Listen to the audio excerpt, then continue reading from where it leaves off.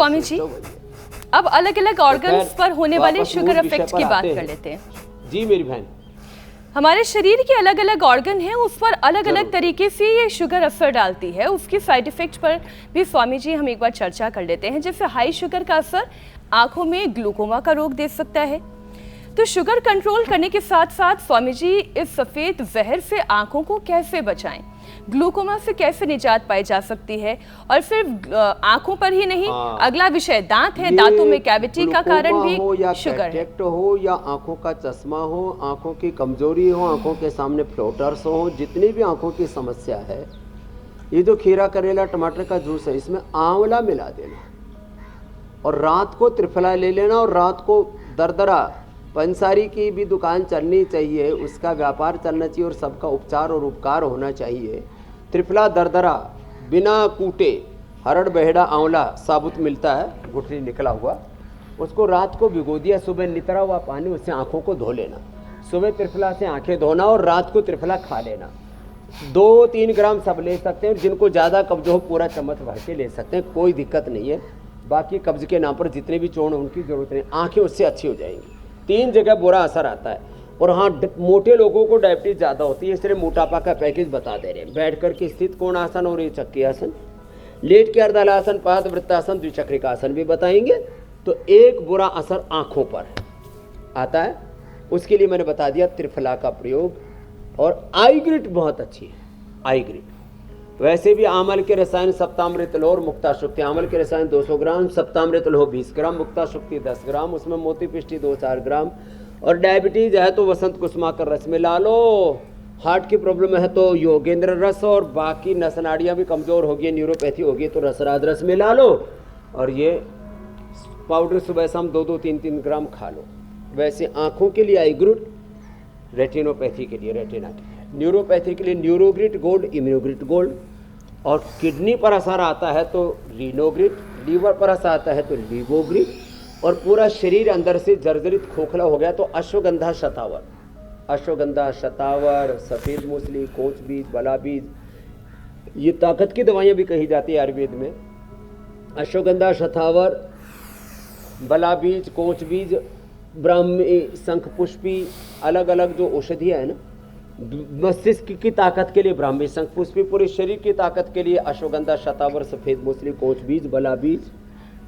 लेकिन स्वामी जी, ये जो आपने कच्चा आहार बताया है, सलाद बताया है, स्प्राउट बताया है, अलग अलग अनाज की रोटी बताई है, दांत सलामत रहेंगे तभी ना सब चबा पाएंगे और आंतों को दांतों वाला काम नहीं करना पड़ेगा।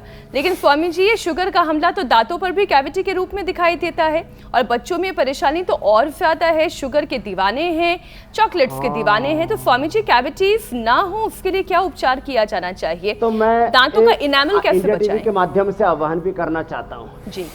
मैंने आज पूछा हजारों लोगों को, सुबह सुबह 50% लोगों ने अपने दांत एक बार भी टेस्ट नहीं कराए, ना दांतों का एक्सरा करवाया। दांतों का एक्सरा करने से पता लगता है अंदर जो हड्डी गल जाती है वही काला काला दिखता है, लोग कहते हैं कीड़ा लग गया।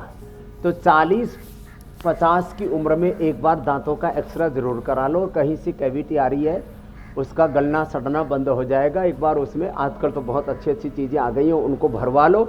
और रोज़ फिर दंतकांति मंजन, दंतकांति पेस्ट, नीम बबूल या अकरकराकी या तुमरू आदि की दातुन करना शुरू कर दो। और हाँ, ब्रश कोमल वाला होना चाहिए, धीरे धीरे करना चाहिए ब्रश। और जो है दंत मंजन करने के बाद 5 मिनट तक जो है वो उसका असर रहना चाहिए, उसके बाद कुल्ला करना चाहिए। और सुबह सुबह कपाल भाती अवश्य करना चाहिए धूप में, उससे।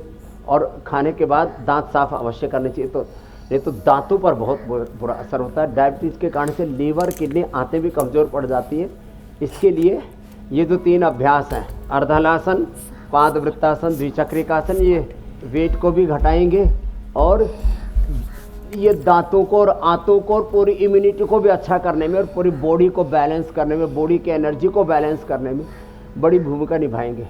तो 40-50 साल के आसपास पहुँचते पहुँचते एक बार अल्ट्रासाउंड, एक बार CT scan, PET scan, CT angio, उससे तो ब्रेन, या हमने अभी एक मशीन लगाई है पतंजलि में ना, उसमें बिना वो तार डाले और जो है ये ब्रेन में हार्ट में कहीं ब्लॉकेज तो नहीं हो, पता लग जाता है और वक्त रहते ही पता लग जाए ना, तो फिर हम ब्रेन स्ट्रोक हार्ट अटैक से बच सकते हैं। आजकल जिस तरह से सिंथेटिक फूड, चारों पॉल्यूशन, रेडिएशन और वैक्सीनेशन आदि हो रहा है ना, इससे लोगों को असमय ब्रेन स्ट्रोक, हार्ट अटैक, और ये डायबिटीज़ वालों को तो मीनाक्षी बहन साइलेंट हार्ट अटैक आता, पता ही नहीं लगता और आदमी मर जाता है।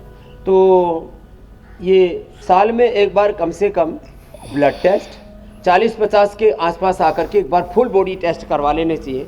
उससे यदि कुछ अनवांटेड चीज़ हुए, थोड़ा थोड़ा करके कोई विकार इकट्ठा हो जाता है तन में, मन में, जीवन में, कोई दोष, वात पित्त कफ दोष और आंतरिक दोष भी धीरे धीरे इकट्ठे होते रहते हैं। हाँ, इन तन मन के दोषों को पहले तो जाने और फिर इनको और वैसे भी स्वामी जी जिस तरीके से कैंसर की बीमारी भी बहुत तेजी से भारत में बढ़ रही है। के 7:56 पर हमारे साथ जुड़ जाओ।